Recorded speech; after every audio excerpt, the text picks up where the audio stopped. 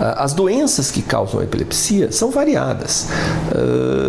Doenças genéticas, por exemplo. Existem alterações primárias genéticas da membrana das células neuronais que, sem ser uma lesão cerebral, causam a facilidade de um paciente apresentar crises convulsivas.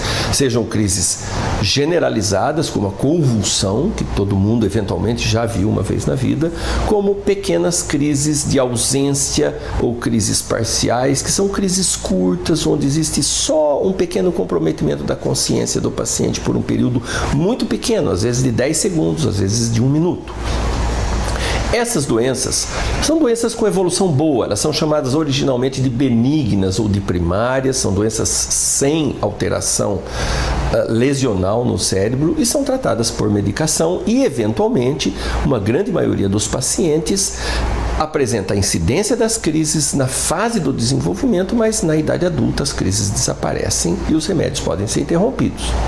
Mas existem também outras doenças, traumas cranianos de acidentes, infecções do cérebro, tumores cerebrais, doenças como vasculites cerebrais. Outras doenças podem também causar, como sintomas ou entre todos os sintomas que causam, podem causar também epilepsia, podem causar também convulsões. Muitas das convulsões crônicas dos pacientes crônicos que nós tratamos são pacientes que tiveram a primeira agressão no cérebro na infância.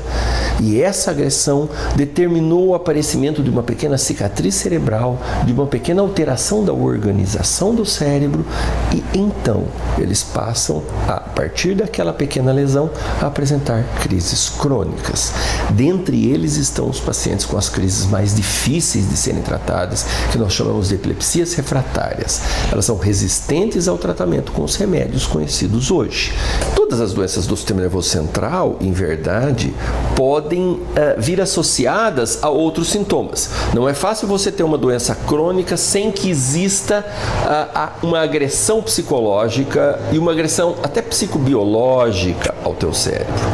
Muitos dos pacientes com doenças crônicas apresentam comorbidades psiquiátricas.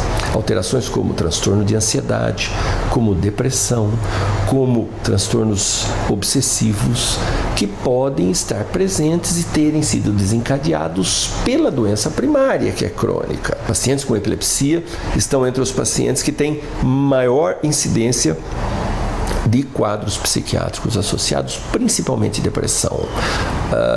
Elas devem ser tratadas e devem ser observadas e cuidadas desde o início, porque muitas vezes a crise convulsiva não é o sintoma mais importante do paciente, não é aquilo que afeta mais a vida dele, que o torna mais incapacitado.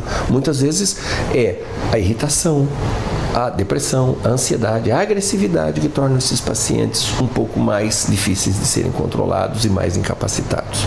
O que nós propomos é uma abordagem global do paciente, uma abordagem que veja o paciente não só como um paciente com convulsões. Um pai, uma mãe que tem um filho com epilepsia não querem só um filho sem crise. Eles querem um menino que cresça saudável, que se torne um homem ou uma mulher, que se tornem capazes de trabalhar, capazes de casar e terem seus filhos e terem sua própria vida. É esse o foco, o tratamento global, completo do paciente como um ser humano.